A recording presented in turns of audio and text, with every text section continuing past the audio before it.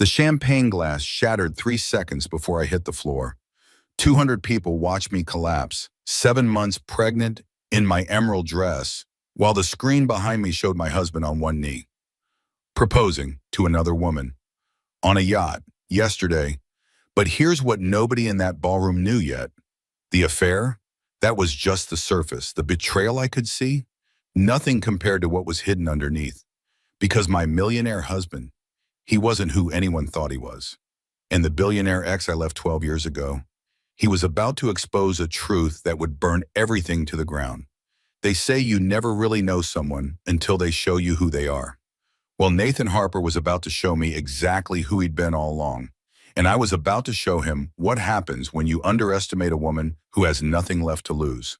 This is the story of how I lost everything in one night, and how losing everything became the key to finding myself. Stay with me, because what comes next, you won't believe it. The champagne glass shattered against the marble floor 3 seconds before my knees gave out. 200 people, 200 pairs of eyes, all watching as I collapsed in my emerald dress, 7 months pregnant, while the projection screen behind me showed my husband proposing to another woman, on a yacht, yesterday, while I thought he was in Chicago on business. But here's what I didn't know yet. The affair? That was just the beginning, because my millionaire husband wasn't who anyone thought he was. And the billionaire ex-boyfriend I'd left 12 years ago, he was about to expose a truth that would destroy everything. My name is Rebecca Harper, and this is what happened when my perfect life shattered. The sound cut through the ballroom's polite chatter like a gunshot. 200 heads turned. 200 pairs of eyes watched as Rebecca Harper, 7 months pregnant and dressed in emerald silk, crumpled toward the floor. Her vision tunneled. The edges went dark first, then the center, until all she could see was the projection screen. The screen where her husband was down on one knee, on a yacht, proposing to someone who wasn't her. Someone caught her before she hit the ground. Strong hands, a man's voice saying something urgent. "Call an ambulance," someone shouted. The baby kicked, hard, as if to say, "I'm still here, Mom." Rebecca tried to breathe. The dress was too tight. She'd chosen it so carefully. Nathan liked green. Nathan said it brought out her eyes. Nathan said a lot of things, apparently. "Give her space," another voice commanded. Female, authoritative. "She's pregnant. Someone get her water."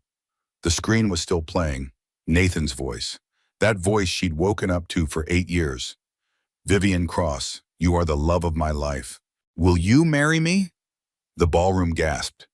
"Yes," Vivian's voice rang out, young and bright and so very happy. "Yes, yes, yes." The crowd on the yacht cheered. The crowd in the ballroom was silent as a tomb. "Rebecca, Rebecca, can you hear me?" Dr. Winters, Patricia Winters, her obstetrician. "The video, is it real?" Patricia's face said everything.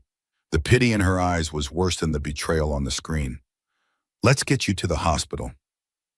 Right now, all that matters is you and the baby." "Everyone knew," Rebecca said. The words came out flat, empty. "You're all here, at his engagement party, his engagement to someone else, while I'm carrying his child." Patricia's silence was answer enough. The paramedics arrived. They lifted her onto a gurney. As they wheeled her toward the door, Rebecca turned her head. Near the back of the ballroom, she saw Nathan's mother, Margaret Harper, standing with a cluster of society women. Margaret met Rebecca's eyes for just a moment. Then she looked away and continued her conversation as if nothing had happened, as if Rebecca was already gone. In the ambulance, Rebecca checked her phone with shaking hands. 53 missed calls from Claire, her best friend, the woman who'd been her maid of honor. 0 calls from Nathan, 0 texts, 0 messages explaining that the video was a joke, a misunderstanding, a cruel prank. "Your heart rate is elevated," the paramedic said. "Try to stay calm." Stay calm, as if that was possible, as if her entire life hadn't just imploded on a projection screen. Rebecca closed her eyes. She could still see the image burned into her retinas. Nathan, on one knee, looking at Vivian the way he used to look at Rebecca. No, that wasn't fair. It had never been real. That was the part that hurt most. The baby kicked again, softer this time, as if exhausted. "I've got you," Rebecca whispered. "I've got you, baby girl. We're going to be okay." She didn't believe it, but she said it anyway. At the hospital, they rushed her through the emergency entrance. A nurse with kind eyes took her hand. "Your husband, is he on the way?" Rebecca's laugh came out broken. "I don't have a husband, not anymore." They put her in a private room, hooked her up to monitors. The baby's heartbeat filled the space. Thump, thump, thump, thump, strong and steady despite everything. "Baby's doing great," a nurse said.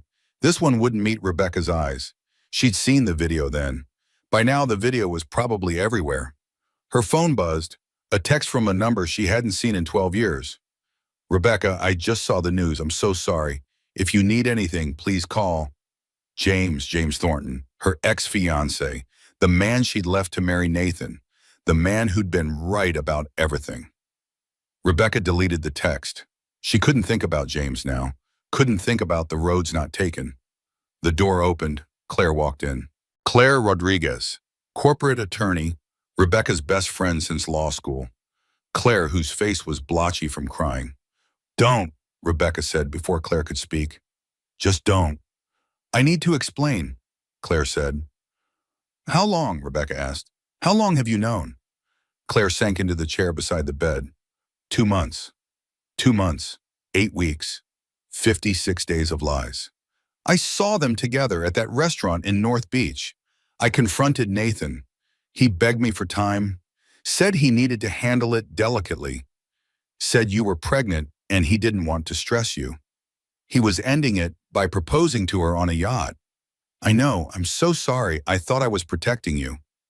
"You thought wrong," Rebecca said. "Everyone thought wrong, except apparently everyone at that gala." The monitors beeped. Rebecca's blood pressure was climbing. A nurse stuck her head in, frowned at the numbers. "She needs rest," the nurse said. After Claire left, Rebecca was alone with the beeping machines and the baby's heartbeat and the crushing weight of her new reality. She scrolled through her messages with Nathan. 8 years of conversations. The last text she'd sent him was from this morning. "Can't wait to see you tonight. Miss you."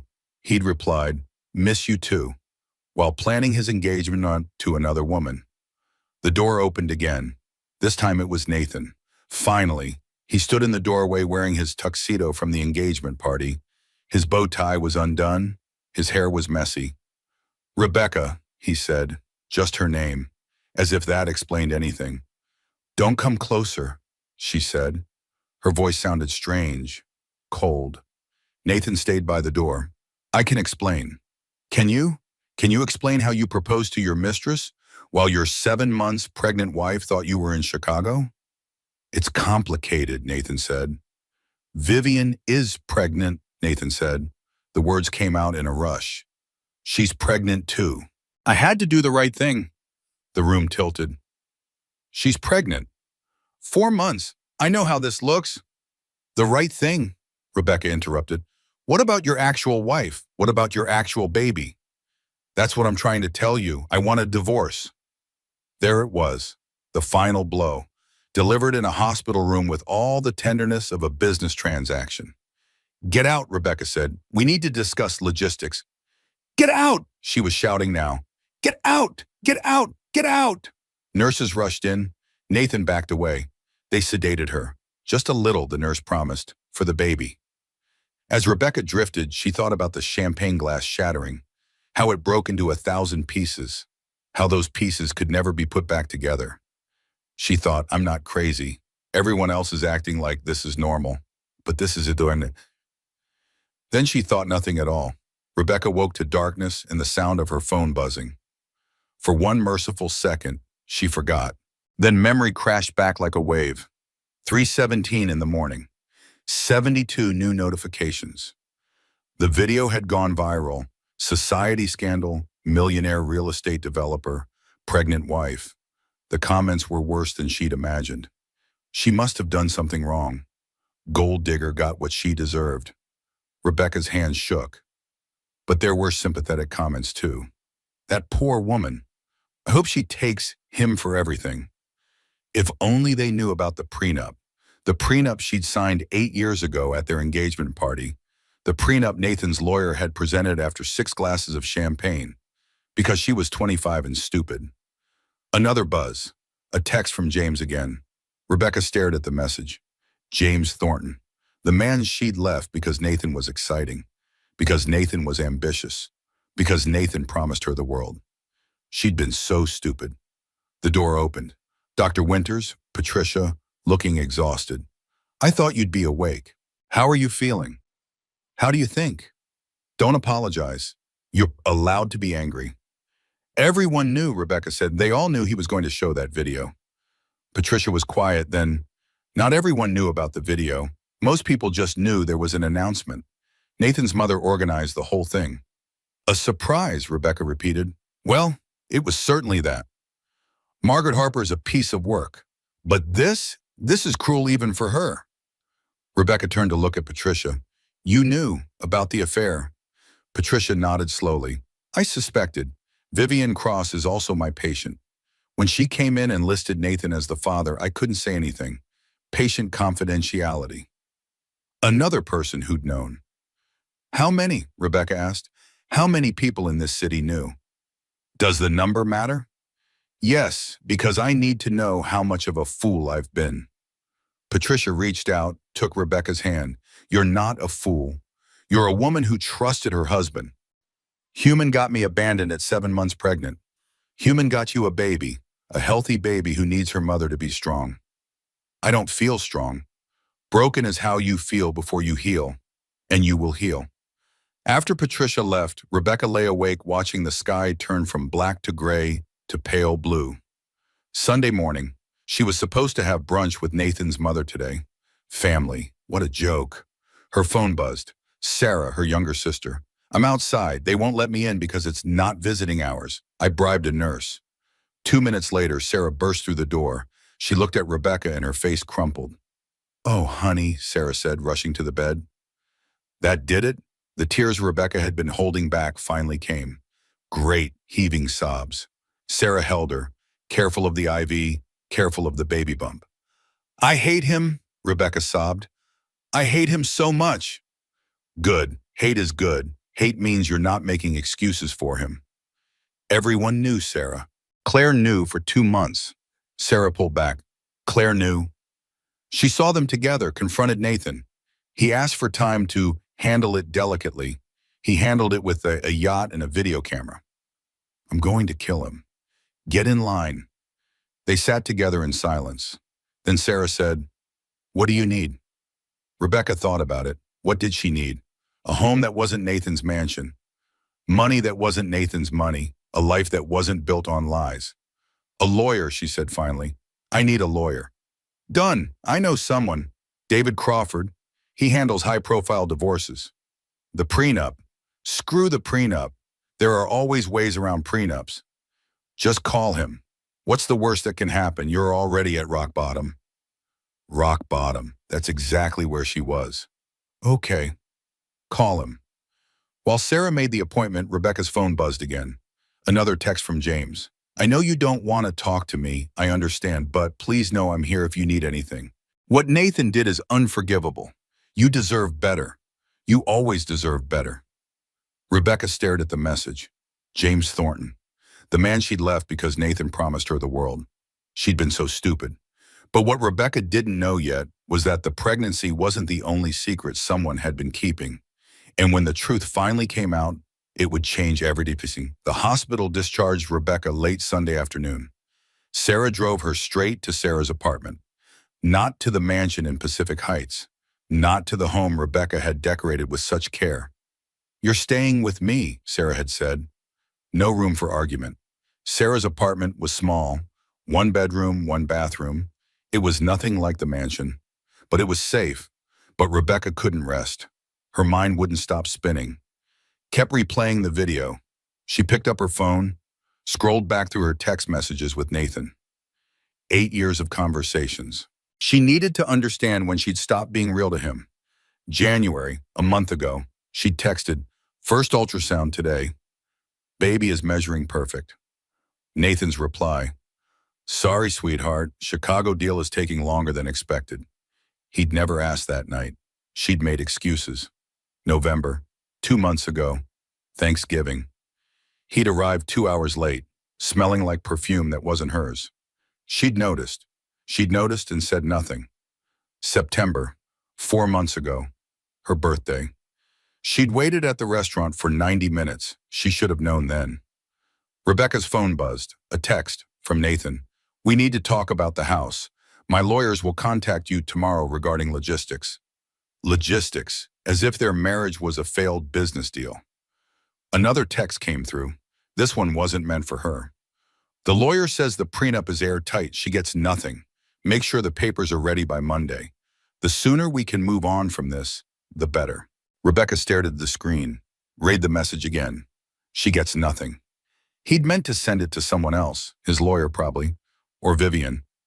Rebecca took a screenshot, saved it to 3 different places. Then she forwarded it to David Crawford, the divorce lawyer Sarah had contacted.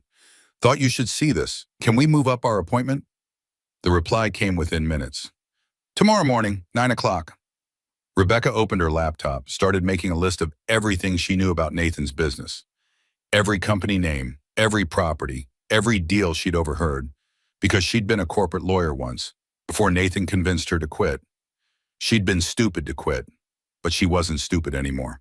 The bedroom door cracked open. Sarah peeked in. You should be resting. Can't rest, too angry. Sarah came in, sat on the edge of the bed. Good. Angry is better than sad. I keep thinking about all the signs I missed. That's not your fault. You know what gaslighting is? Nathan is a master at it. Is that what he did? Gaslit me? For 8 years. Every time you questioned him and he made you feel crazy for asking. Rebecca thought about that. About all the times she'd apologized for being upset, for wanting his attention, for asking where he'd been. I hate him. Is that wrong? No, you're supposed to feel whatever you feel. They sat in silence. Then Sarah said, Do you want to know what Margaret is saying? Do I? She's telling everyone you were difficult, cold, that you trapped Nathan with the pregnancy. The rage that flooded through Rebecca was almost physical. I never wanted his money. I had my own career, my own life. I gave it all up for him. I know. Everyone who actually knows you knows that. Her phone buzzed again. James, the third one today. Rebecca, I know you don't want to hear from me, but I need to tell you something important. Something about Nathan. Something you should have known 12 years ago. Please call me. Rebecca showed the message to Sarah. What do you think this is about? Sarah frowned. I don't know, but James Thornton is a good guy. Whatever he wants to tell you, it's probably worth hearing. Rebecca thought about James, about the man she'd left for Nathan. James had been so different, quiet where Nathan was loud, thoughtful where Nathan was impulsive. She'd chosen wrong, obviously, catastrophically wrong. I can't think about James right now. Fair enough. Get some sleep. Tomorrow we fight. After Sarah left, Rebecca lay in the dark, one hand on her stomach. I promise you something, Rebecca whispered.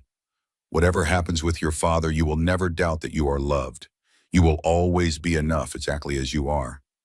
The baby kicked, one small flutter. Rebecca closed her eyes, but sleep wouldn't come. She wasn't the naive woman Nathan thought he'd married, and Nathan was about to find out exactly who she'd become. Monday morning arrived with rain. Rebecca woke to the sound of it drumming against Sarah's bedroom window. She showered, dressed in one of the few outfits that still fit, black pants with an elastic waist, a soft gray sweater. No makeup. Sarah drove her to David Crawford's office in the financial district. You've got this, Sarah said. Remember, you're not the villain here. The receptionist led them to a corner office. David Crawford stood as they entered.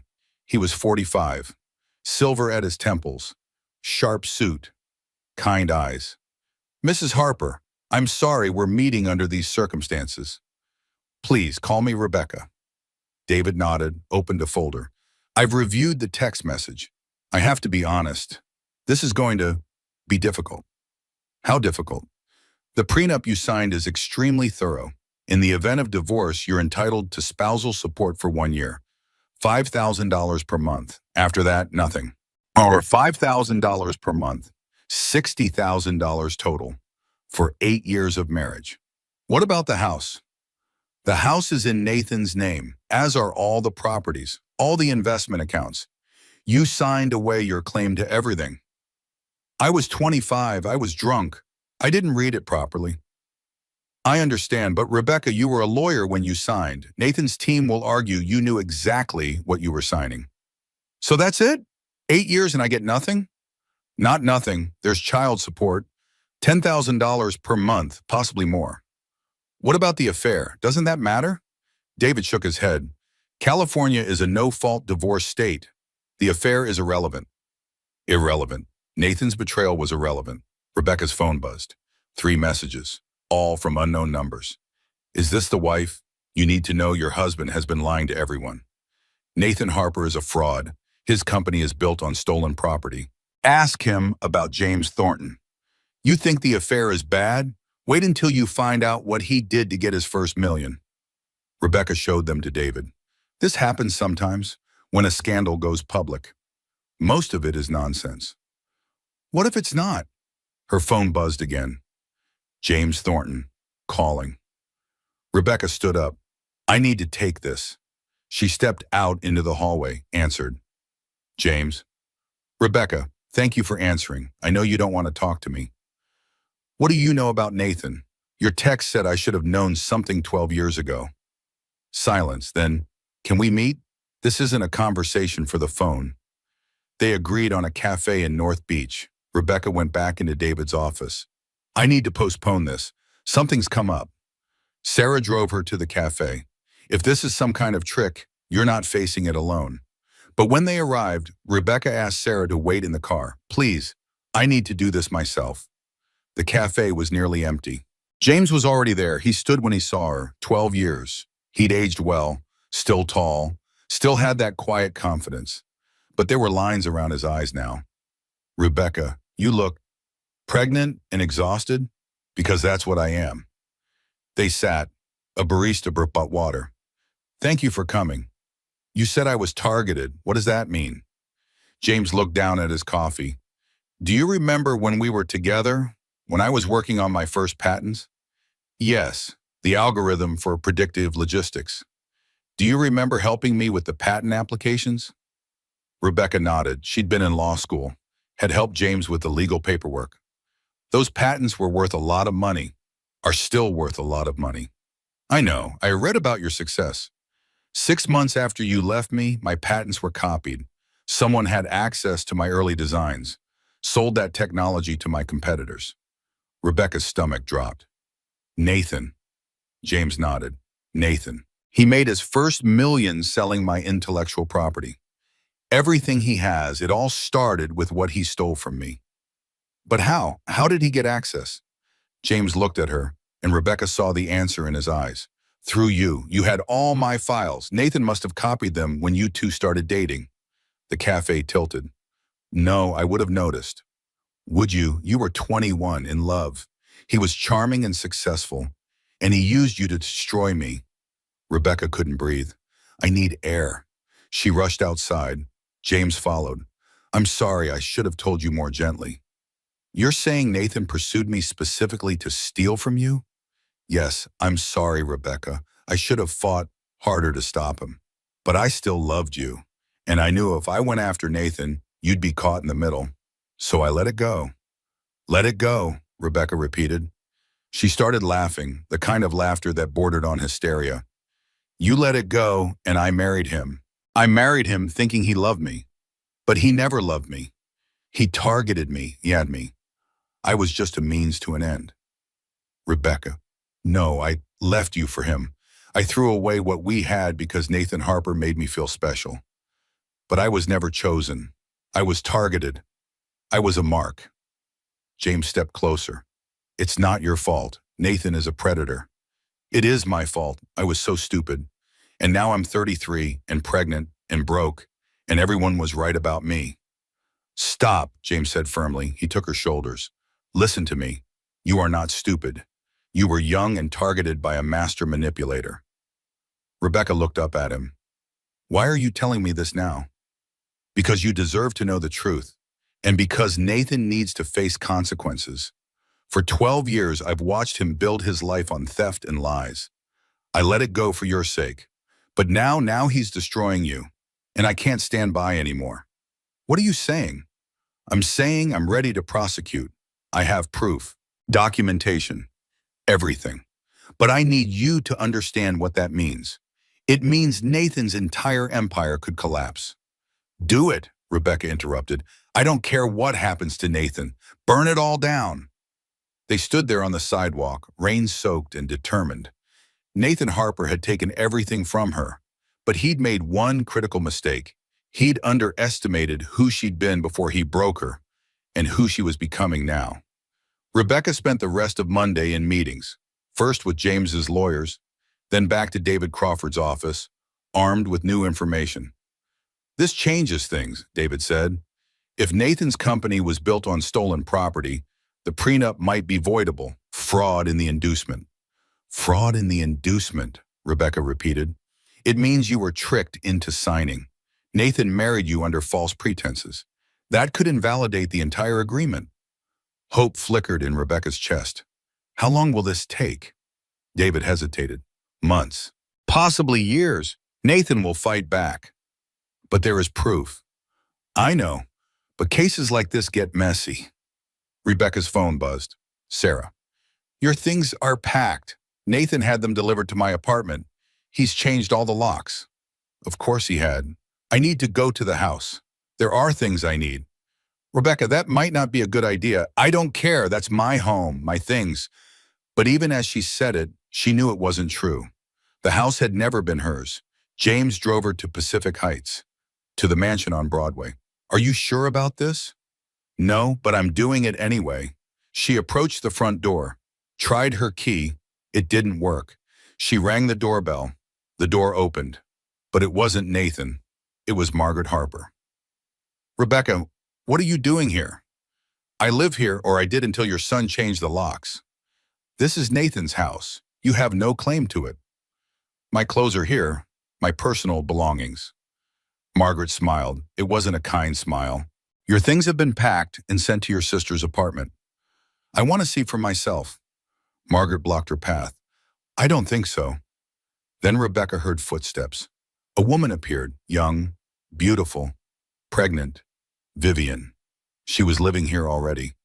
Oh, Vivian said. I'm sorry, I didn't know. Didn't know what? Didn't know you were moving into a married man's house while his pregnant wife was still legally entitled to live there? Rebecca, Margaret said sharply, don't make a scene. A scene? Your son proposed to his mistress on a yacht and played the video at a charity gala. But I'm making a scene? Nathan made a difficult choice. Vivian is carrying his child. He's doing the right thing by her. What about me? I'm also carrying his child. Margaret's face hardened. You trapped my son with that pregnancy. The words hit like a physical blow. Rebecca stepped back. I trapped him. We were married for 8 years. We were trying to get pregnant. But sure, I trapped him. Everyone knows what you are, Margaret continued. A gold digger who saw an opportunity. He's destroying himself, Rebecca said quietly. I'm just refusing to go down with him. She turned to Vivian. How long? How long have you been with Nathan? Vivian glanced at Margaret. I don't think... How long? Since college. We dated in college. We broke up senior year. Then he found me again about 18 months ago. 18 months ago. Rebecca had been pregnant with their first child. The baby she'd miscarried. She'd been devastated. Nathan had been distant, but he'd been with Vivian. Did he tell you he asked me to get pregnant again? After the miscarriage? Vivian's face went pale. No, he said you'd been trying to trap him. I have a prescription. From my doctor. I didn't trap anyone. That's not... He's lying to you, the same way he lied to me, and you'll believe him until you don't, until it's too late. Margaret stepped forward. Get off this property before I call the police. This is my property too. I'm still legally his wife. You have no rights. The prenup was very clear. Nathan owns everything, you own nothing, you are nothing. The words hung in the air. You are nothing. Rebecca felt something inside her break, but instead of shattering, it crystallized. You're right. In your world, I am nothing. I have no money, no connections, no power.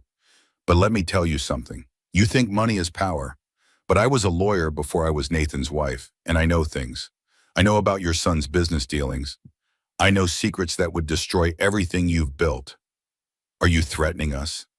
I'm promising you, if you try to keep me from my daughter, I will burn Nathan's empire to the ground, and I'll enjoy every second of it. She turned and walked away. Down the steps, down the sidewalk. She didn't look back. Sarah was waiting by the car. How did it go? Margaret was there, and Vivian. She's already moved in. That bitch. Both. As Sarah drove, Rebecca stared out the window. They passed the marina, all the places that were tainted now. Her phone buzzed. James. How did it go at the house? Badly, but I'm okay. I've been thinking. You need a place to stay, somewhere safe. I have a guest house. It's yours if you want it. No strings. I can't accept that. Why not? I'm not asking you for anything. I'm offering you a safe place to have your baby. Rebecca looked down at her stomach. At the daughter who would be here in 2 months. Let me think about it. Take all the time you need. The offer stands. They arrived back at Sarah's apartment. Inside, boxes were stacked everywhere. Rebecca's things from the mansion. Sarah was already opening boxes. Look! She held up a manila envelope.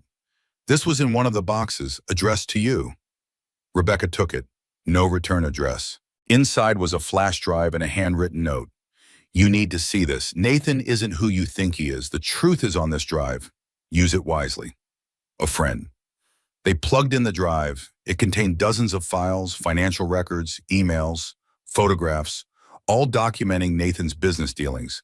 And every single document pointed to fraud, illegal zoning payoffs, money laundering through shell companies, falsified loan applications. Nathan's entire real estate empire was built on criminal activity. Rebecca had suspected, had noticed things, late-night meetings, cash payments, properties that sold for far more than they were worth. She'd suspected, but she'd never confirmed, because knowing would mean admitting her marriage was a fraud. But now she knew. Who sent this? Sarah asked. I don't know, but whoever it was, they just gave us everything we need. She thought about what she'd said to Margaret, about burning Nathan's empire to the ground. It wasn't a threat anymore. It was a promise, and she was going to keep it. Rebecca spent Tuesday mornings sorting through the files. Each document was more damning than the last. She made lists, created timelines. The lawyer in her, dormant for 8 years, woke up. By noon, she had a clear picture. It was all illegal. Every property, every deal, every transaction. This is insane, Sarah said. How did he get away with this? Money. He paid the right people, built a respectable facade. Her phone rang. David Crawford. Rebecca, I've been reviewing the intellectual property case. James's documentation is solid, but there's something else. What? James is offering something unusual. He's willing to drop the criminal charges against Nathan entirely in exchange for one thing. What's that? Your freedom. James wants Nathan to void the prenup, pay you a fair settlement, and agree to joint custody. If Nathan agrees, James walks away. If not, James prosecutes. Rebecca was quiet. Why would James do that? I think you know why. She did know. James was doing this for her. After 12 years, he was still trying to protect her. What do you think I should do? That's not my call. But Rebecca, if you take this deal, Nathan gets away with everything. But I get my daughter. I get security. I get out. You do. The question is that enough? Rebecca looked at the files spread across Sarah's coffee table. I need to think about it. After hanging up, Rebecca sat in silence. The baby kicked. What do I do? She whispered. Do I take the deal or do I fight? The baby kicked again. No answers. Her phone buzzed. Claire, the first communication since Sunday night. I know you don't want to talk to me, but I found something you need to see. It's about Nathan and Vivian. Please call me. Rebecca called. Rebecca, thank you. I'm so sorry. Just tell me what you found. Claire was quiet. Then, I've been digging into Nathan's history. Vivian Cross isn't new. They dated in college. She got pregnant their senior year. He convinced her to get an abortion. Told her they'd start a family later. Rebecca's stomach turned. How do you know this? I found Vivian's college roommate. She told me everything about how Nathan disappeared right after, how Vivian had to drop out. So he abandoned her, then came back years later. Not just years later. He's been seeing her on and off the entire time, even while married to you. She's not his mistress. She's his other life. How long? The entire 8 years, I'm sorry. Rebecca ended the call, set the phone down carefully. Then she walked to Sarah's bathroom, closed the door, turned on the shower, and screamed. She screamed until her throat was raw, until the baby was kicking frantically. Then she slid down the wall and cried. Sarah knocked. Rebecca, are you okay? No, I'm not okay. I don't think I'm ever going to be okay again. Can I come in? Rebecca unlocked the door. Sarah came in, sat beside her. What happened? He's been with her the whole time, 8 years. The entire time I thought we were building a life. Sarah put her arm around Rebecca. He's garbage. I loved him. I gave up everything for him. You were lied to. That's not the same as being stupid. I don't know what to do anymore. What would justice look like? Rebecca thought about it. I want him to stop. Stop hurting people. Stop lying. Stop getting away with it. I want consequences. Then make that happen. You have the power. You have the evidence. What if I fail? Then you fail fighting, which is better than succeeding at giving up. By dawn, Rebecca had made a decision. She texted James, I accept the deal, but only if we add one condition. Nathan admits in writing what he did. I want the truth on record. I want him to confess. James's reply came within minutes. He'll never agree to that. Then we prosecute. Either he tells the truth or we make him face consequences. His choice. She felt lighter, stronger. Her phone rang. James, are you sure about this? If he refuses, this gets ugly. I'm sure. I'm done being protected. If we do this, we do it right. We expose everything. Okay, then we do this your way. But Rebecca, you need to prepare. Nathan won't go down quietly. I know, but neither will I. After hanging up, Rebecca went to the kitchen, made tea, stood at the window. Starting over feels impossible, she whispered, but staying in this lie feels worse. The baby kicked again, stronger. Rebecca smiled, her first real smile in days. She wasn't starting over, she was starting. For the first time in 8 years, she was living her own life. The flash drive sat on the counter. Rebecca picked it up. Then she called David Crawford. I need you to prepare a case, not just for divorce, for fraud, for racketeering, for everything Nathan has done, because we're taking him down. Rebecca, that's a big decision.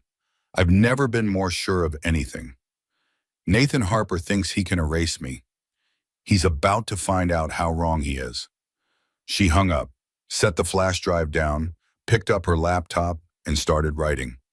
Everything she knew, everything she suspected, every conversation overheard, every suspicious transaction, every lie.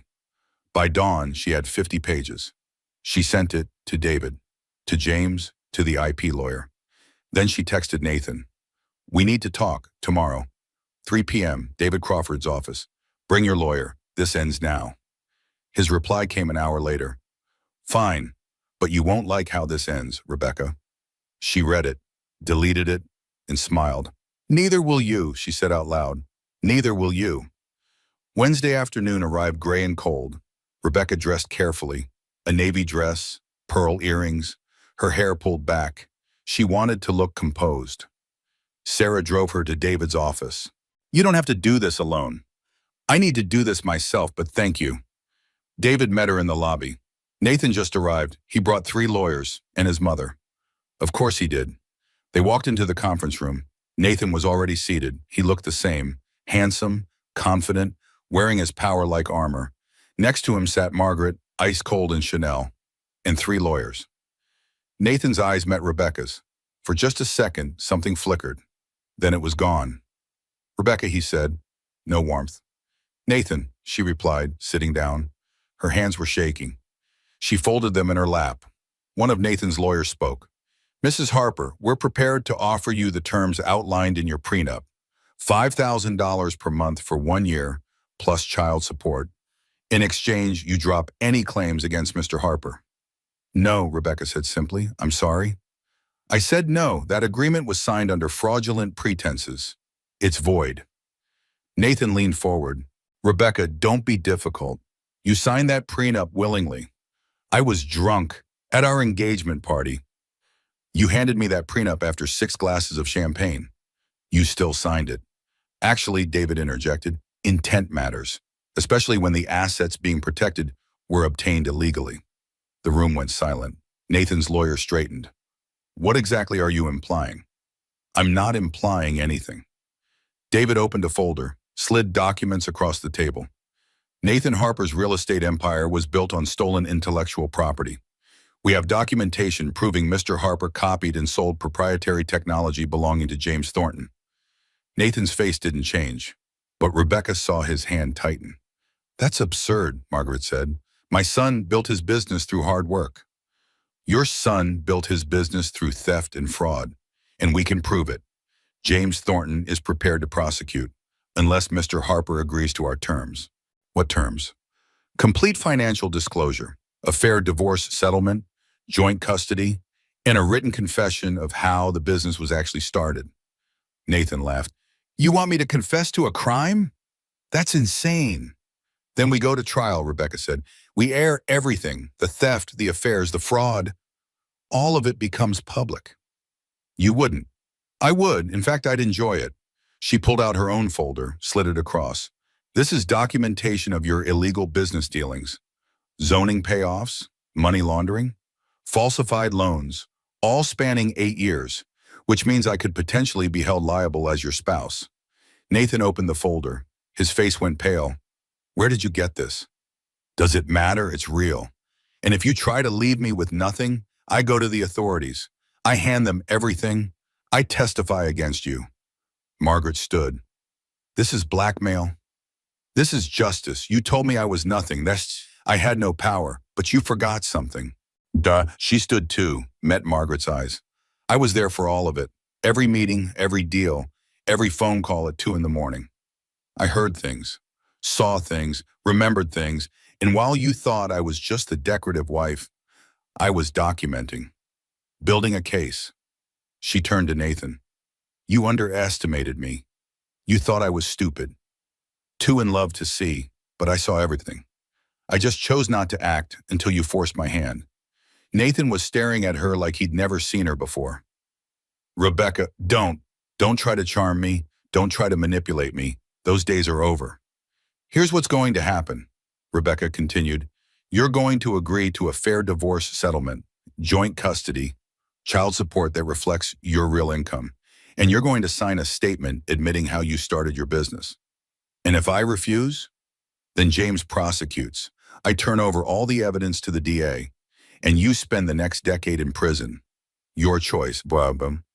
Nathan's lawyer whispered something. Nathan shook his head. They whispered more urgently.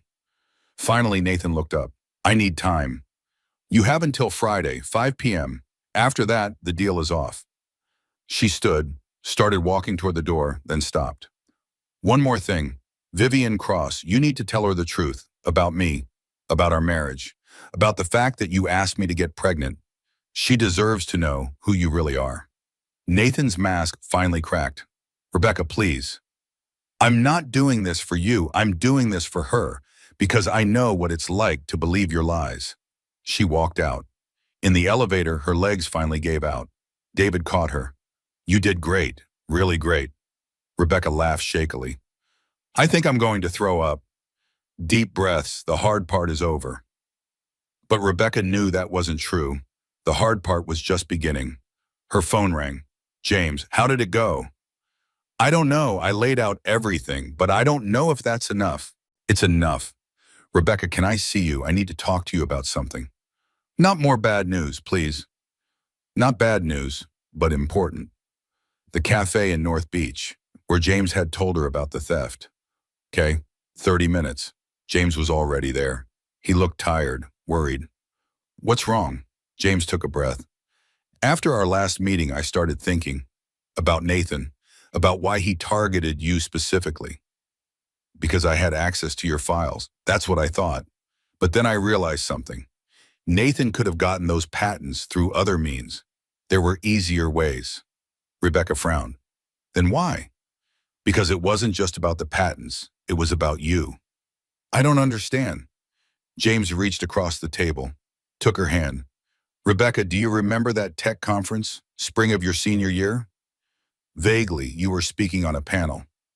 Nathan was there. He approached me after, asked about my company, and he asked about you. Specifically asked if we were serious, if we were planning to get married. Rebecca's stomach dropped. What did you tell him? I said yes. I told him I was planning to propose, that you were going to be a lawyer, that together we'd be unstoppable. And I told a stranger all about it. And then what happened? Then Nathan pursued you. He showed up at your law school, started asking you out. And I thought I was losing you because I wasn't exciting enough. But Rebecca, you were the target all along, because of me. Rebecca pulled her hand away. You're saying he destroyed us just to hurt you? I'm saying he saw an opportunity to hurt me and profit simultaneously. He stole my technology and my girlfriend in one move. Rebecca felt sick. So I was never real to him, not even in the beginning. I'm sorry. I'm so sorry I didn't see it then. They sat in silence. I need to go, Rebecca said suddenly. Something's wrong. What? The baby. She's not moving. Or James threw money on the table. I'm driving you to the hospital, right now. In the car, Rebecca tried not to panic. They arrived at the emergency room. Dr. Winters was called. They hooked Rebecca up to monitors, and for 5 terrible minutes, they couldn't find the baby's heartbeat. Rebecca gripped James's hand. Please be okay. Then they found it, the heartbeat, fast and strong. False alarm, Dr. Winters said with relief. Baby was just positioned weirdly. But Rebecca, your blood pressure is through the roof. What's going on? Stress. There's a lot happening. Dr. Winters looked at her seriously. You need to reduce stress immediately. Another spike like this, and we could be looking at premature labor. Or worse. How do I reduce stress? My life is falling apart. Then you need to step away. Let other people handle the divorce. Your only job is to keep this baby safe. After Dr. Winters left, Rebecca lay in the hospital bed crying. James sat beside her. I can't do this. I can't fight Nathan and protect my baby. Then don't fight. Let me do it. Let the lawyers do it. You focus on your daughter. But I need to be strong. Rebecca, James said softly, you are strong, but strength isn't always about fighting. Sometimes it's about knowing when to let others fight for you. Rebecca looked at him. Why are you doing this after everything I did to you? Because you were 21. You were young and targeted by a predator. That doesn't mean you deserve to suffer forever. I left you for him. I broke your heart. You did, and it took me a long time to get over it. But Rebecca, I'm not fighting for us. I'm fighting for you, for the woman you are, for the person you could have been if Nathan hadn't stolen your life. He stood, kissed her forehead gently. Go home. Rest. Let me handle Nathan. You just take care of yourself and your daughter. Rebecca wanted to protest, but Dr. Winters was right. The baby came first. Okay, she whispered. James smiled. I'll call you tomorrow with an update. Try to get some sleep.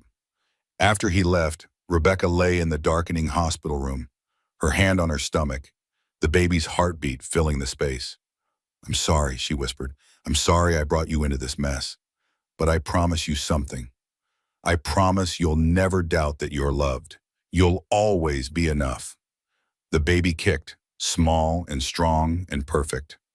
Rebecca closed her eyes, and for the first time in days, she felt something like peace. Rebecca spent Thursday at Sarah's apartment trying to rest, trying to be a responsible mother instead of a vengeful wife. Every time her phone buzzed, her heart raced. Sarah had taken the day off. They watched mindless television and pretended everything was normal. At 2 in the afternoon, Rebecca's phone rang. James, how are you feeling? Terrible. How's the case? That's what I'm calling about. Nathan's lawyers reached out. They want to negotiate. They're scared, Rebecca. Good. There's something else. Something I need to tell you in person. 20 minutes later, James was at the door. He looked serious. What's wrong? James sat down. After you left the hospital yesterday, I started thinking about the flash drive you received, about who might have sent it. I assumed it was someone from Nathan's business. That's what I thought too. But then I had my security team trace it. It was mailed from inside your house, while you and Nathan were still living there. Rebecca's blood ran cold. What are you saying? I'm saying someone inside your house was documenting Nathan's crimes. Someone who had access to his office. But who? Then she realized, oh my God, you sent yourself that flash drive. Rebecca shook her head. No, I don't remember. But memory was flickering back. Late nights when Nathan was traveling. She'd been unable to sleep, had wandered into his home office, had started looking through files, but she hadn't been just curious. She'd been suspicious and smart enough to document what she found. I didn't know I was doing it. I thought I was being paranoid. You weren't paranoid, you were preparing. Your subconscious knew. Rebecca sank onto the couch. I've been gathering evidence for 2 years. Which means you have more than that flash drive. Rebecca, where else did you store information? Rebecca thought about it, about all the nights Nathan was gone. My phone, I have screenshots, hundreds of screenshots, text messages Nathan deleted, emails I forwarded to myself, bank statements I photographed. Where? Cloud storage. I created a secret account, used my maiden name. She grabbed her laptop, logged in, and there it was. 2 years of evidence, meticulously organized. James looked at the screen. This is incredible. This is everything we need, not just for the divorce, for criminal charges. Rebecca felt strange, disconnected. I did this. You protected yourself. You trusted your instincts. Sarah came over. Holy shit, Rebecca, you've been playing the long game. I wasn't playing anything. I didn't know. Maybe not consciously, but some part of you knew. The lawyer in you. She was still there, still working. Rebecca stared at the files, years of work. What do we do with this? We give it to David. We build a case so airtight that Nathan has no choice. And then what? He agrees and we all move on? No, James said firmly. He doesn't get away with anything because even if he agrees to our terms, I'm still prosecuting. The deal I offered was for you, but I never said I was letting him off the hook. Rebecca looked at him. You want to destroy him. I want justice. Nathan Harper has been getting away with his crimes for too long. That ends now.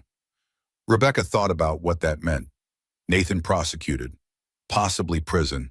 Her daughter growing up knowing her father was a criminal. Then she thought about what Dr. Winters had said, about Margaret calling her nothing, about 8 years of lies. Do it. Take him in. James nodded. I'll need you to testify. I'll do whatever it takes, and they spent the next 3 hours going through everything. Rebecca explained each document. By the time James left, they had a complete picture, and it was damning. After he was gone, Rebecca lay on Sarah's couch, exhausted. The baby was moving again. I can't believe I did all that, Rebecca said. I can't believe I was smart enough to protect myself. You've always been smart. Nathan just convinced you that you weren't. I was a good lawyer. I liked my job. Why did I give it up? Because he asked you to, and you loved him, and you thought love meant sacrifice. It does mean sacrifice, but it's supposed to be mutual. Her phone buzzed.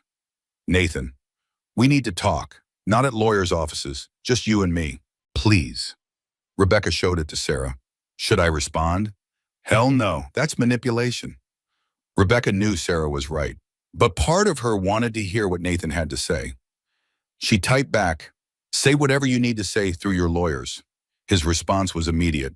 Rebecca, please, you don't understand the full story. Vivian isn't what you think. Nothing is what you think. Then explain it to David Crawford. I don't care anymore. She blocked his number. Then Margaret's. Then everyone connected to Nathan. I'm done, she said. Done trying to understand. Done caring about his reasons. All that matters is protecting my daughter. Good. That's exactly the right mindset. That night, Rebecca had trouble sleeping. Her mind kept replaying every moment of her marriage. By morning, Rebecca was exhausted but happier than she'd been in years. Because she'd done it. She'd survived Nathan, survived the betrayal, survived the divorce. The prison door had been unlocked all along. She'd been her own warden, but not anymore. Now she was free. Friday morning arrived too quickly. Rebecca woke with a sense of foreboding. Today was the deadline. 5 Nathan either agreed or they proceeded with prosecution. David called at 9. Nathan's lawyers want to meet, 11 o'clock. They say Nathan is ready to talk. Just talk or actually agree? That's what we're going to find out. James insisted on coming. You don't face him alone again. They arrived at David's office together. Nathan was already there, but this time alone. No lawyers, no Margaret, just him, looking exhausted. Rebecca, thank you for coming. She didn't respond, sat down, kept her face neutral. I wanted to apologize. I know I've hurt you, but you have to understand Vivian and I, we have history, real history. And when she came back, I couldn't ignore that. You were married to me. You were actively trying to get me pregnant. And the whole time you were with her. I know how it looks, but Rebecca, our marriage, it wasn't real. Not the way you thought. The words hung in the air. It wasn't real. Explain that. Nathan looked down. I married you because I needed to.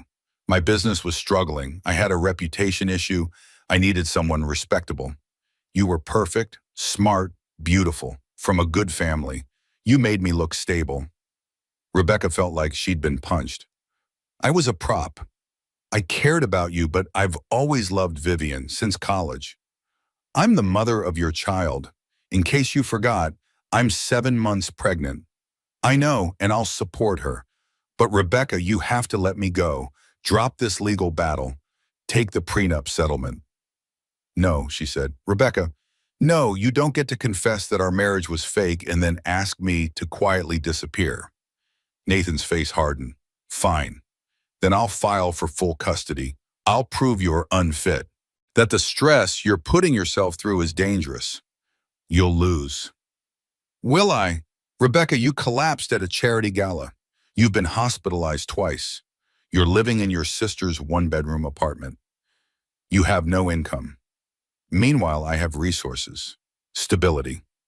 David stood. This meeting is over. Nathan, you just threatened my client. If you try to take her daughter, we will bury you. We have evidence of fraud, tax evasion, money laundering. Evidence you obtained illegally. Rebecca obtained it legally while living in your home. While married to you, it's all admissible. Nathan turned to James. This is your fault. I didn't have to. You did that when you played that video. Nathan stood. Rebecca, last chance. Take the prenup settlement. Walk away. Let me have full custody, and I'll make sure you're taken care of. Fight me, and I'll destroy you. I'll make sure you never see your daughter. Rebecca stood too. You keep threatening to leave me with nothing. But Nathan, you already took everything. So what exactly do I have left to lose? Your daughter, you have her to lose. The threat hung in the air. Get out, David said. We'll see you in court. Nathan looked at Rebecca one more time. You're making a mistake. The only mistake I made was marrying you in the first place. After Nathan left, Rebecca collapsed into a chair. Her whole body was shaking. He's bluffing, David said immediately. He can't get full custody. Not with his affair. Not with his crimes. It's working. I'm terrified. Don't be. We have everything we need. But Rebecca couldn't shake the fear. Her phone rang. Margaret. She answered. What? You need to stop this. You're destroying my son. All because you can't accept that he doesn't love you. Your son destroyed himself. You're being vindictive, using that baby as a weapon. Nathan is right about you. You are unstable. And if you don't back down, I'll testify in court. Do it. Testify. Let everyone see who you really are. You're going to regret this. I already regret plenty, but fighting for my daughter won't be one of them. She hung up, looked at David. Margaret is going to testify against me. Let her. A cold, vindictive mother-in-law will only make you look sympathetic. Rebecca wanted to believe that, but the fear wouldn't leave. I need to go. I need to get out of here. James drove her back to Sarah's apartment. They didn't talk. Rebecca stared out the window. He's going to take her, Rebecca said suddenly. He's not. I won't let that happen. You can't promise that. No, but I can promise that I'll fight, that David will fight. They arrived at Sarah's building. James walked her up. How bad? Sarah asked. Bad. Nathan threatened full custody. Margaret called and said she'd testify against me. Rebecca sank onto the couch. The exhaustion was overwhelming. I can't do this. I thought I was strong enough, but I'm not. Sarah sat beside her. You are strong enough. I'm not. I'm broken. Nathan broke me. Rebecca, listen to me, James said, crouching in front of her.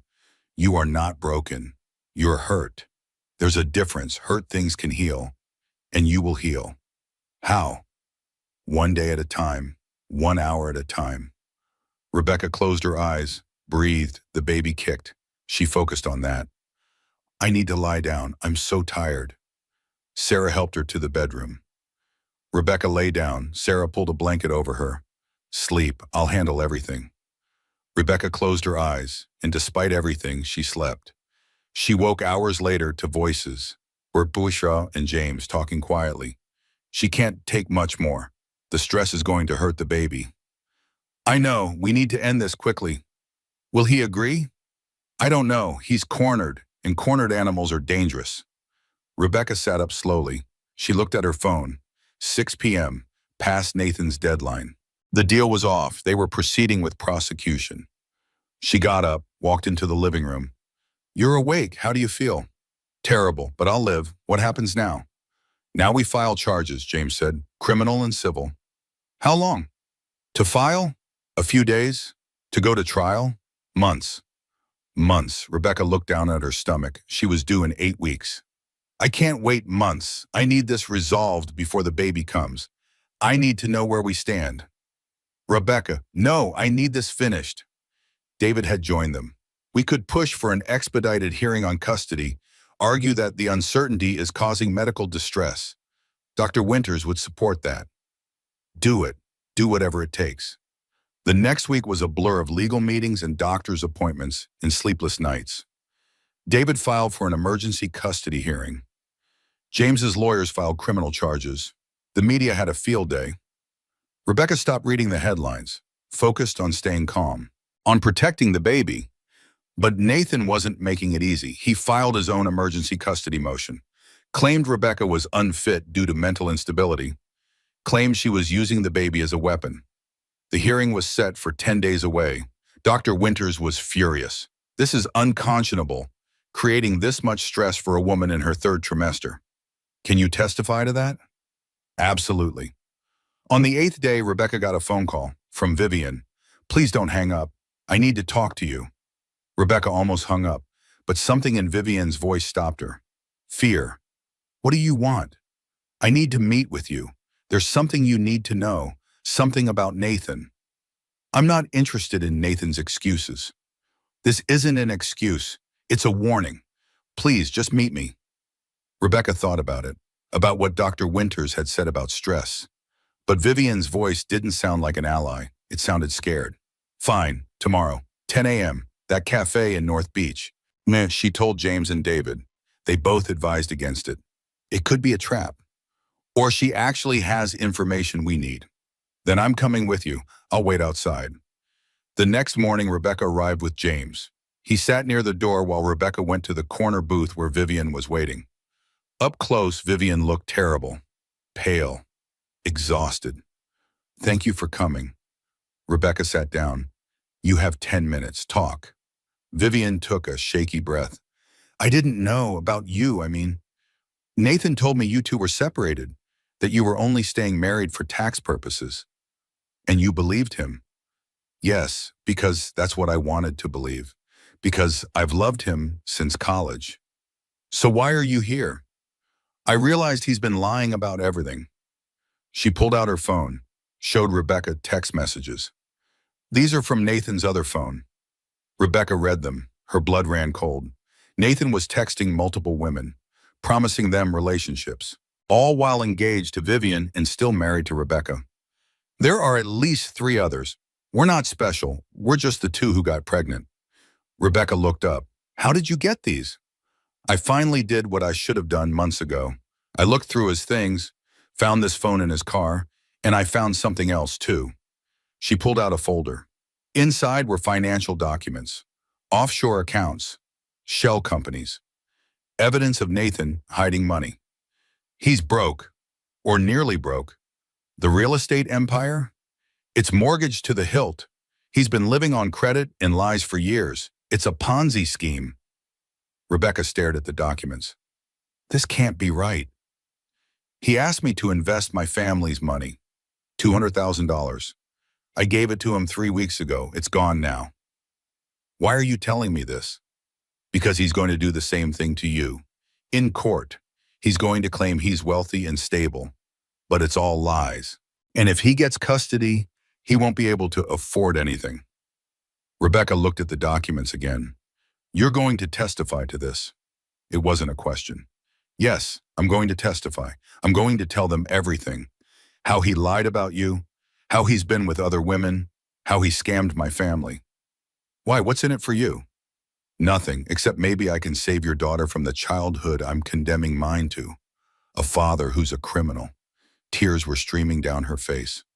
I'm sorry, I'm so sorry for what I did to you, for believing him, for moving into your house. I didn't win anything. We both lost. Rebecca sat back. What happened to us? We fell in love with someone who doesn't exist, and now we get to figure out how to live with the consequences. They sat in silence. Two pregnant women who should have been enemies, who were victims of the same man. I'll make sure David gets these documents. And Vivian, thank you. Nothing about this has been easy, but at least now, maybe we can both start over. Rebecca left the cafe. James was waiting. What happened? We won. Vivian just handed us everything we need to destroy Nathan. She showed him the documents in the car, watched his expression change. He's going to prison. This is fraud. Securities fraud, wire fraud. He's going to prison for years. Good. He should have thought about that before he decided to destroy everyone around him. They drove back to Sarah's apartment. Rebecca forwarded all the documents to David immediately. This changes everything, David said. With Vivian's testimony and these documents, Nathan's custody case falls apart completely. When do we go to court? Day after tomorrow, the emergency hearing. Rebecca, we're going to win. That night, Rebecca lay in bed, unable to sleep. She kept thinking about Vivian, about how young she looked, how scared. Rebecca pressed her hand to her stomach. Your father is a fraud, Rebecca whispered. A criminal, a liar. And I'm sorry you'll grow up knowing that, but I promise you something. You will never doubt that I fought for you. You will never doubt that you were wanted. The baby kicked, small and strong. 2 days until court. 2 days until she faced Nathan again. 2 days until she fought for her daughter's future. Rebecca closed her eyes, and for the first time in weeks, she felt something like peace. Not because the fight was over, but because she finally knew she was going to win. The morning of the custody hearing arrived cold and gray. Rebecca woke at 5 a.m., unable to sleep. She dressed carefully, a navy dress, simple jewelry, her hair pulled back. She wanted to look composed, stable. Sarah made her breakfast. Rebecca couldn't eat. You've got this. You're going to walk in there, tell the truth, and walk out with full custody. What if the judge doesn't believe me? They won't. Not with Vivian testifying. James picked them up at 8. The hearing was at 9. They drove to the courthouse in silence. At the courthouse, David was waiting. Vivian is already here. She brought her parents. They're prepared to testify about the money Nathan took. Is Nathan here? Not yet. His lawyers are here, but no sign of Nathan or Margaret. They went inside. The courtroom was smaller than Rebecca expected. More intimate. Rebecca sat at the plaintiff's table with David. James and Sarah sat in the front row behind them. Across the aisle, Nathan's 3 lawyers were conferring in whispers. At 8:55, Nathan walked in. He looked terrible. Unshaven, his suit wrinkled, his eyes bloodshot. He didn't look at Rebecca. Margaret wasn't with him. That was strange. The bailiff called them to order. All rise for the Honorable Judge Patricia Chen. They stood. The judge entered. She was about 60, gray hair pulled back, sharp eyes. Be seated. This is an emergency custody hearing in the matter of Harper versus Harper. Let's start with Mrs. Harper's petition. Counsel. David stood. Your Honor, my client Rebecca Harper is 7.5 months pregnant. She's seeking primary physical custody with reasonable visitation. Mr. Harper has filed for full custody, claiming Mrs. Harper is mentally unstable. And your response? We believe it's entirely baseless. Mrs. Harper has been under enormous stress due to Mr. Harper's public affair. Any medical issues are directly related to stress caused by Mr. Harper's actions. Judge Chen looked at Nathan's attorney. Mr. Blackwell? Nathan's lawyer stood. Your Honor, our position is that Mrs. Harper has demonstrated instability. She's been hospitalized twice. She's living in a one-bedroom apartment. She has no income. Meanwhile, Mr. Harper can provide a stable home. Resources obtained through criminal activity, David interjected. Judge Chen raised her hand. One at a time. Mr. Crawford, what evidence do you have regarding alleged criminal activity? Substantial evidence, Your Honor. Documentation of fraud, money laundering, and securities violations. We also have testimony from another of Mr. Harper's victims. Your Honor, these allegations are unproven, Blackwell protested. They're extremely relevant, David countered. If Mr. Harper is facing criminal charges, he may be incarcerated. Judge Chen looked at Nathan. Mr. Harper, are you currently facing criminal charges? Nathan stood slowly. Yes, Your Honor, but I'm innocent. I'm not her boyfriend, James said quietly from the front row. Judge Chen turned. And you are? James Thornton, Your Honor, Mrs. Harper's former fiancé. Mr. Harper stole intellectual property from me 12 years ago. I'm the one bringing criminal charges. This is highly irregular, but given the nature of these proceedings, I'll allow it. Mr. Thornton, do you have proof? Yes, Your Honor, substantial proof. Documentation, emails, all of it. Judge Chen made a note. Mr. Blackwell, I'm inclined to hear testimony regarding these allegations. Your Honor, save it. We're going to hear from witnesses. Let's start with Mrs. Harper's doctor. Is Dr. Winters present? Dr. Patricia Winters stood. I'm here, Your Honor. Dr. Winters, please take the stand. Patricia was sworn in. She sat calmly. David questioned her first. Dr. Winters, how long have you been Mrs. Harper's physician? 3 years. I've been her OB/GYN throughout this pregnancy. In your medical opinion, is Mrs. Harper mentally stable? Absolutely. Mrs. Harper has been under extreme stress due to her husband's very public betrayal. Her physical reactions are normal responses to abnormal circumstances. Is there any reason Mrs. Harper couldn't provide excellent care for her daughter? None whatsoever. In fact, given the stress Mr. Harper has caused, I believe Mrs. Harper and the baby would both be healthier if Mr. Harper had limited contact. Blackwell stood for cross-examination. Dr. Winters, you testified that Mrs. Harper has been hospitalized twice. Isn't that concerning? It would be if the hospitalizations were due to mental illness or drug use, but they were precautionary measures due to stress-induced symptoms, stress caused entirely by Mr. Harper's actions. You seem biased against my client. I'm biased toward my patient's health, and Mr. Harper is a threat to that health. Judge Chen made another note. Thank you, Dr. Winters. Who's next? The defense calls Vivian Cross, Blackwell said. Rebecca's head snapped up. The defense was calling Vivian? Vivian walked to the stand. She was sworn in, sat down, looked directly at Rebecca. Miss Cross, you're currently in a relationship with Nathan Harper, correct? No, Vivian said clearly. I'm not. Blackwell faltered. Excuse me? I said no. I ended my relationship with Nathan Harper 1 week ago when I discovered he'd been lying to me about everything. The courtroom went silent. Miss Cross, you're pregnant with Mr. Harper's child. Yes, unfortunately. Unfortunately? Yes, unfortunately. Because Nathan Harper is a liar, a fraud, and a criminal. And I'm ashamed I ever believed him. Judge Chen leaned forward. Miss Cross, did defense counsel know you were going to testify against Mr. Harper? I don't think so. They subpoenaed me expecting me to support him, but I can't. Blackwell looked at Nathan in panic. Your Honor, I'd like to withdraw this witness. Too late. The witness has been sworn. Mr. Crawford, would you like to question her? I would, Your Honor. David approached Vivian. Miss Cross, what did you learn about Mr. Harper? Everything. He told me he was separated from his wife, that their marriage was over, all lies. He was actively trying to get her pregnant, while also getting me pregnant. Did he lie about anything else? Yes.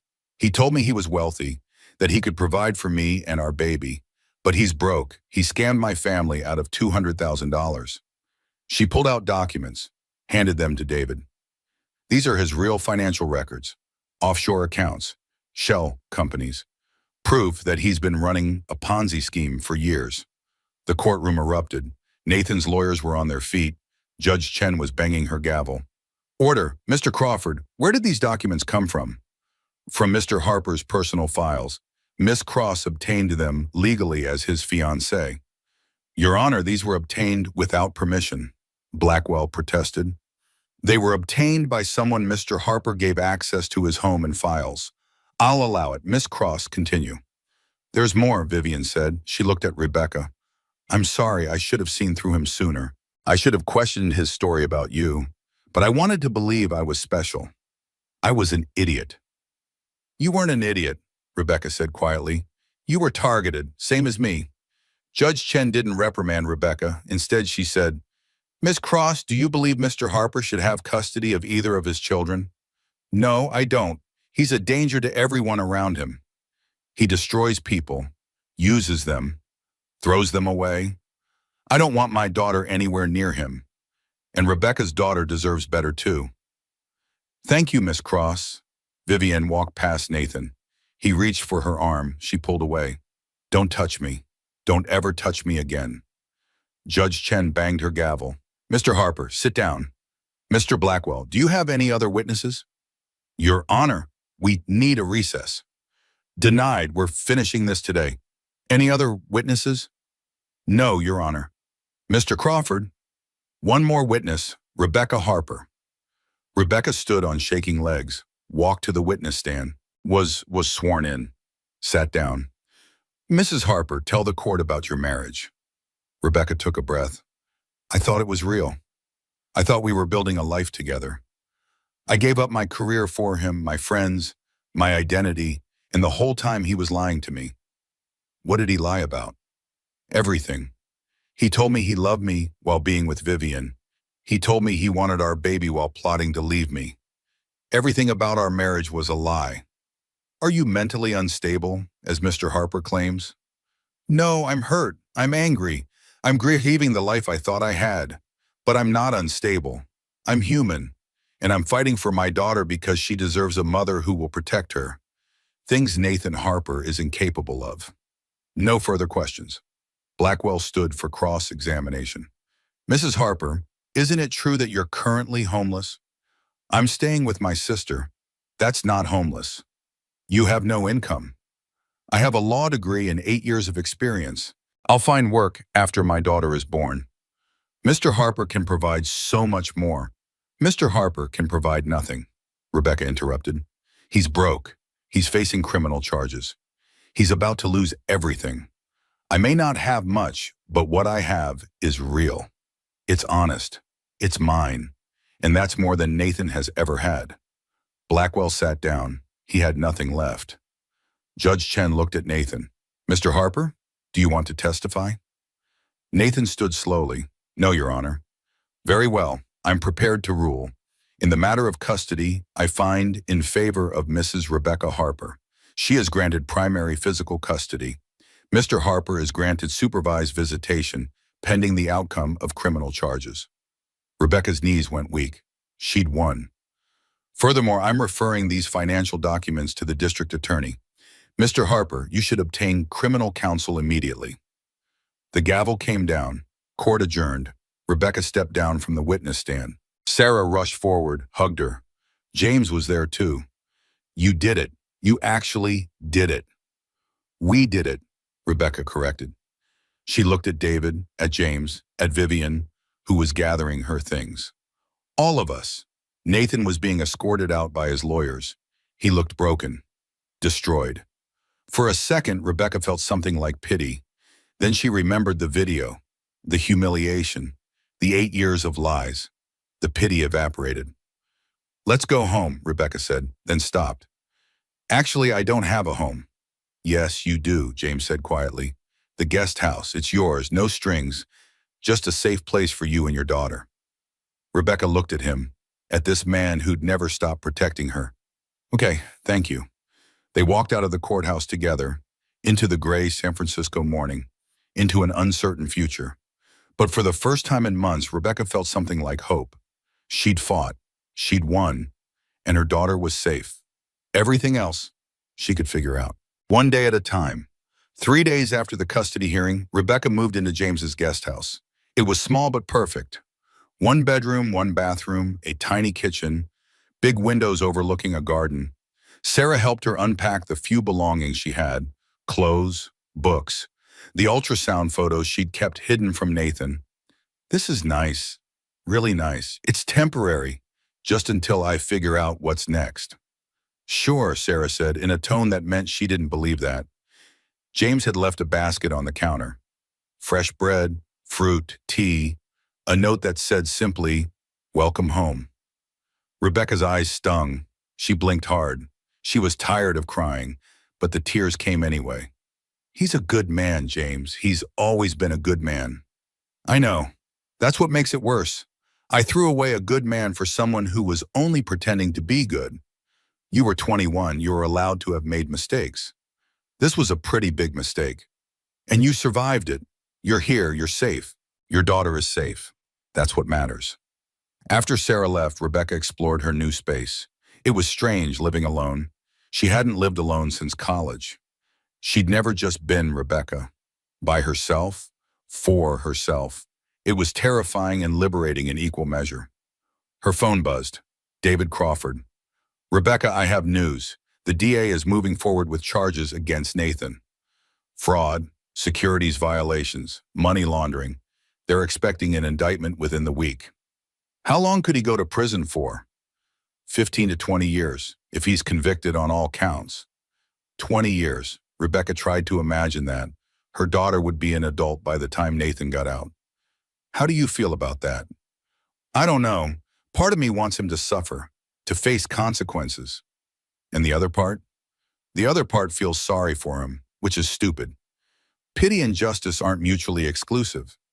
You can feel sorry for someone and still believe they need to face consequences. After hanging up, Rebecca sat in the window seat overlooking the garden. The baby was active today. Your father is going to prison, she said softly. I don't know how to tell you that. How to explain that the person who helped create you is also a person who hurts so many others. The baby kicked, hard, as if to say, I'm here, Mom. That's all that matters. Rebecca's phone buzzed again. Vivian, can we talk? I have something you should see. They met at a park. Vivian arrived looking exhausted. Her pregnancy was showing more now. Thank you for testifying. It was the right thing to do. I should have done it sooner. They sat in silence. Then Vivian pulled out an envelope. These are letters from Nathan from college. He wrote them to me after I had the abortion. Why are you showing me these? Because they're all lies. Read them. Rebecca opened the first letter. It was dated 12 years ago, right around the time Nathan had started pursuing her. My dearest Vivian, I'm so sorry. You deserve better. But I want you to know that I loved you. I still love you. You're the only woman I've ever really loved. Someday I'll come back for you, I promise. Rebecca looked up. He was writing to you while dating me? While proposing to you. She handed over another letter. This one is from right before your wedding. Rebecca read it. More promises, more declarations of love, all for Vivian, all while planning a wedding with Rebecca. There are 53 letters, spanning 12 years. He wrote to me throughout your entire marriage. But he never did, not until you got pregnant. Not until he needed me again. That's when I finally understood. He doesn't love either of us. He loves having options, having backups, having women waiting for him. So what do we do with these? I'm giving them to the prosecutors. They establish a pattern, but I wanted you to see them first. Rebecca stared at the letters. Does it help, knowing we were both played? A little. Hurts less than thinking I stole someone's husband. Now I know there was nothing to steal. They sat watching children play. 2 pregnant women. both alone, both recovering from the same man. What are you going to do after the baby comes? Move back home to Seattle. My parents are furious, but they'll help. And you? I don't know. James offered me this guest house, but I can't stay there forever. I need to figure out my own life, my own career. You were a lawyer. You could practice again. Maybe. Or maybe I do something completely different. Then figure it out. You have time, and a daughter who will be watching. Let her see you rebuild. After Vivian left, Rebecca walked back to the guest house slowly. Her back ached, her feet were swollen, but her mind was clear. She'd spent 8 years being Nathan's wife, being decorative, being convenient, being small. She was done being small. That night, Rebecca opened her laptop, started researching family law, child advocacy, women's rights, because she realized something. Her experience wasn't unique. Thousands of women went through versions of this story. What if she could help them? What if she could use what she'd learned to protect other women? The idea took root, grew. By midnight, Rebecca had a plan. She'd finish her pregnancy, have her daughter, take maternity leave, and then she'd start her own practice. Family law, focusing on women escaping toxic relationships. She'd call it Phoenix Legal, because that's what they were. Women rising from ashes. The baby kicked. Rebecca smiled. What do you think? You want a lawyer mom who helps other people? The baby kicked again. Rebecca took that as a yes. Over the next 2 weeks, Rebecca prepared, met with David about starting a practice, talked to other family lawyers, reached out to women's shelters. The work gave her purpose. And then one morning, Rebecca woke up to find her water had broken. It was 6 a.m. She was 37 weeks pregnant, 3 weeks early, but within normal range. She called Dr. Winters, called Sarah, called James. Don't panic, early labor, totally normal.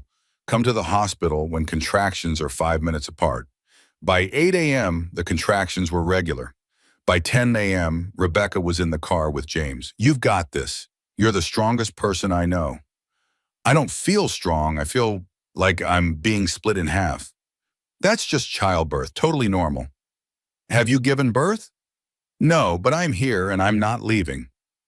At the hospital, Dr. Winters was waiting. Sarah arrived minutes later. Baby looks great. You're at 5 centimeters. Probably another few hours. Those few hours were the longest of Rebecca's life.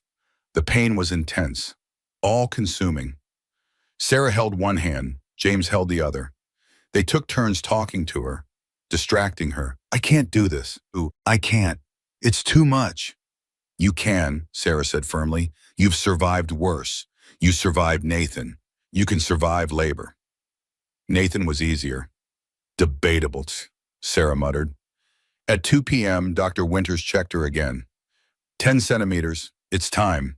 Ready to meet your daughter? No, but let's do it anyway. The pushing was worse than the contractions. Rebecca had never worked so hard. I can see her head. One more push. Come on, Rebecca. Rebecca pushed with everything she had, felt something shift, heard a cry, and then Dr. Winters was holding a tiny, angry, perfect baby. It's a girl, a beautiful, healthy girl. They put her on Rebecca's chest, warm and wet and screaming. Rebecca looked down at this tiny person. Hi, baby. I'm your mom, and I love you. I love you so much. The baby stopped crying, opened her eyes, dark blue, looked right at Rebecca, and Rebecca fell in love, completely, irrevocably, forever. What's her name? Sarah asked softly. Rebecca had thought about this, had made lists, had considered family names and meaningful names. But looking at her daughter, there was only one name that felt right. Hope. Her name is Hope. Because that's what this baby represented. Hope for the future. Hope for healing. Hope for becoming who they were meant to be. Hope Elizabeth Harper. Though Rebecca was already planning to change that last name. They spent an hour doing skin-to-skin contact. Then Sarah held Hope. Then James held Hope and looked at her with such tenderness that Rebecca's heart ached. At 5 p.m., there was a commotion outside. Rebecca woke to raised voices. I have a right to see my daughter, Nathan was saying. You have supervised visitation only, and you're violating the restraining order. Rebecca got out of bed, slowly, painfully, wrapped a robe around herself, walked to the door. Nathan was in the hallway. He looked terrible. Thinner, older, broken. "Rebecca, please. I just want to see her." "No," Rebecca said simply. "She's my daughter." "She's my daughter. You're just the man who contributed DNA. Being a father takes more than that. It takes showing up, being honest, loving unconditionally, things you've never done. I made mistakes, but Rebecca, please, don't keep me from my child. You kept yourself from your child when you chose to betray me. Those were your choices. Now you live with the consequences." She turned to the security guard. "He's not allowed in this room. Ever. If he comes back, call the police." "Yes, ma'am." Rebecca looked at Nathan one last time. "Goodbye, Nathan. I hope someday you figure out how to be a better person. But it won't be with me, and it won't be with our daughter. You lost that right." She walked back into her room, closed the door, and didn't look back. Inside, Hope was sleeping in Sarah's arms. Peaceful, perfect, completely unaware. Is he gone? Security is escorting him out. He won't be back. Rebecca sat on the bed, looked at her daughter. "I'm going to give you everything. Everything I didn't have. Honesty, security, a mother who sees you, who values you." The baby stirred, made a small sound, settled back into sleep. "She's perfect," Sarah said softly. "She is, and she's mine. No one can take that away." That night, after visiting hours ended and Sarah went home, James stayed, sat in the uncomfortable hospital chair, held Hope when she fussed. "You don't have to do this. She's not your responsibility." "I know, but I want to, if you'll let me. Not as a replacement father, just as someone who cares about you both." Rebecca looked at him, at this good man who'd never stopped being good. "Okay." She slept fitfully that night, woke every 2 hours to feed Hope, to change Hope, to stare at Hope and marvel. By morning, Rebecca was exhausted but happier than she'd been in years, because she'd done it. She'd survived Nathan, survived the betrayal, survived the divorce, survived the custody battle, and now she had hope, had a future, had a chance to become who she was meant to be. The prison door had been unlocked all along. She'd been her own warden, but not anymore. Now she was free. 6 weeks after Hope was born, Rebecca sat in her small office above a coffee shop in the Mission District. The sign on the door read, "Phoenix Legal, Family Law and Child Advocacy." It wasn't much. One room, a desk, 2 chairs, but it was hers. Hope slept in a bassinet in the corner, making soft snuffling sounds. Rebecca's phone rang, her first client. "Phoenix Legal, this is Rebecca." "Hi, my name is Amanda. I found your website. My husband just served me with divorce papers. He's claiming I'm mentally unstable, that I can't take care of our kids. But he's the one who's been lying, who's been cheating, and I don't know what to do." Rebecca's heart clenched. She knew this story, lived this story. "Amanda, I'm going to help you. Tell me everything." 2 hours later, Amanda left with a plan, with hope, with someone who believed her. Rebecca looked at Hope, who was awake now. "What do you think? Was that helpful?" Hope made a gurgling sound. Rebecca chose to take that as affirmation. The door opened. Sarah walked in with lunch. "How's the first day going?" "Good, really good. I saw 2 clients this morning. Both need help navigating divorces. Both were being gaslit by their husbands."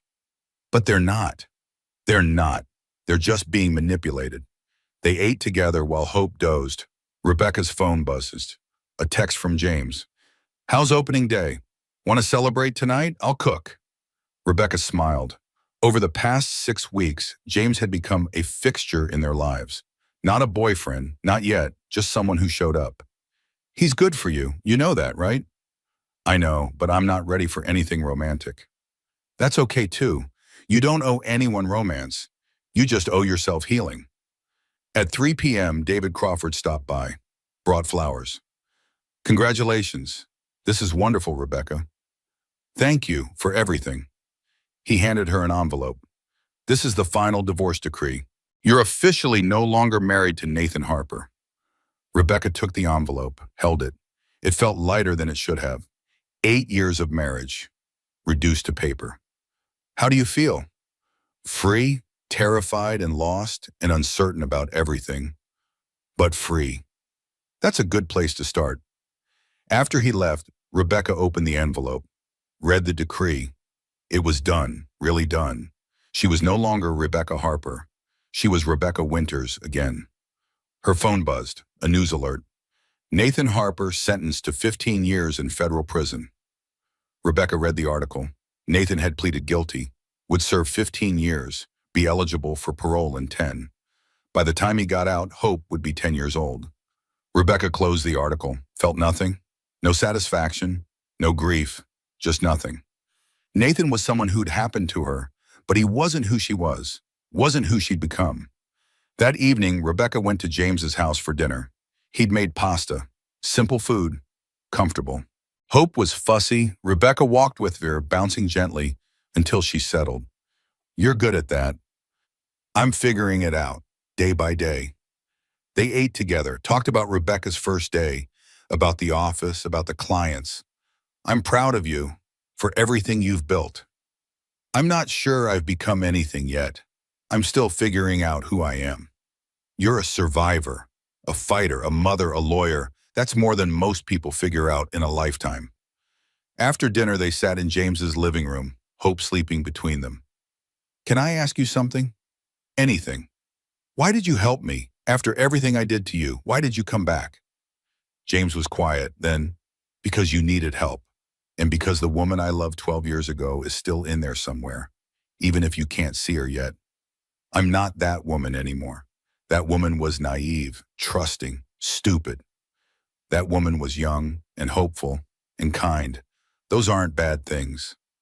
Rebecca looked at Hope. I don't know how to do this, any of this, being a single mother, running a business, starting over at 33. No one does. But Rebecca, you don't have to do it alone. I'm here. Sarah's here. I know, and I'm grateful. But I need to be able to stand on my own first. I understand, and I'll wait, however long it takes. Rebecca looked at him. You've been waiting for 12 years. That's not fair to you. Maybe not, but I'm not going anywhere, so take all the time you need. And if someday that includes me, great. If it doesn't, I'll still be your friend. They sat in comfortable silence. Hope made little dream sounds. For the first time in months, Rebecca felt like she could breathe. The weeks turned into months. Rebecca's practice grew. Word spread. Hope grew too. 2 months, 3 months, 4 months, learning to smile, to laugh. James was there through all of it, not as a boyfriend, just as James. Steady, constant. On Hope's 6-month birthday, Rebecca organized a small party. Just family, her and her parents. Dr. Winters, David Crawford, Claire, who'd been slowly working her way back, and James, of course. Always James. They sang to Hope, who stared at them with wide eyes, fed her tiny bites of cake, took photos. She's beautiful, Claire said. She's strong, Rebecca corrected. That's better than beautiful. After everyone left, Rebecca sat in the garden with Hope. The baby was drowsy. You're 6 months old, half a year. And in that half year, everything has changed. We have a home, a business, a future. We have people who love us. Hope yawned, stretched, settled against Rebecca's chest. Your father is in prison. Someday I'll have to explain that to you. Tell you who he was, what he did, and I hope you'll understand that his absence is his failure, not yours. That you are enough. She thought about the woman she'd been a year ago, Nathan's wife. Pregnant and ignorant, trusting and blind. That woman was gone. Had died the night the video played. Had been reborn in a hospital room. Had emerged from the ashes as someone new, someone stronger, someone wiser, someone whole. Rebecca looked up at the house, saw James watching from the window. He waved, she waved back. Maybe someday she'd be ready for that. For James. For second chances, for love that was real. But not today. Today, she was enough on her own. She and Hope. Building a life, creating a future. I promise you something, Rebecca whispered to her sleeping daughter. I promise that you'll grow up knowing your voice matters, that your feelings are valid, that you don't have to make yourself small for anyone. Hope sighed in her sleep. Trustful, peaceful, safe. Rebecca closed her eyes, breathed in the scent of her daughter, of jasmine from the garden, of possibility. The marriage had failed, but it had failed because it was built on lies from the very first day. And what Rebecca had now, this life she was building, this was real. Every stumble, every victory, every moment of doubt, and every moment of strength. Real, authentic, hers. She'd spent 8 years being Nathan's wife, being decorative, being convenient, being whatever he needed her to be. She was done being whatever anyone else needed. Now she was just Rebecca, mother, lawyer, survivor, fighter, and that was more than enough. The sun set over the garden. Rebecca sat with her daughter in the growing darkness, not afraid of the shadows, not afraid of tomorrow, not afraid of the unknown, because she'd already survived the worst thing she could imagine, had already walked through fire, had already did and been reborn. Everything else was just living, and she was ready for that, ready to live, ready to grow, ready to become. Not for Nathan, not for anyone else, just for herself and for hope. That was enough. That would always be enough. If Rebecca's story moved you, if you've ever felt like you were losing yourself in someone else's lie, or if you know someone who needs to hear that they're stronger than they think, hit that like button right now. Drop a comment below telling me, what would you have done in Rebecca's situation? I read every single comment, and your story might help someone else who's going through this right now. Share this video with someone who needs a reminder that survival is possible, that starting over isn't failure, it's courage. And if you want more stories about resilience, second chances, and women who refuse to stay broken, subscribe and turn on that notification bell. Because every week I bring you stories that remind us we are not what happened to us. We are what we choose to become after. You are stronger than you know, and your story isn't over yet. I'll see you in the next one.